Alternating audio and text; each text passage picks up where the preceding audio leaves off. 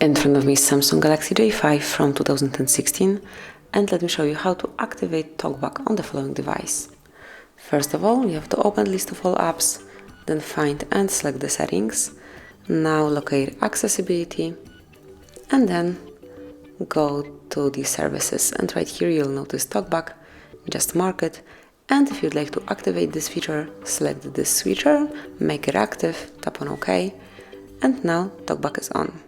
So you can check the tutorial or you can smoothly go back, and basically this is all you have to know about TalkBack. So at first let me volume it up a bit so you can hear it clearly, and now just listen to. Your device provides spoken feedback to help blind and low vision users. For example, it describes what you touch, select, and activate.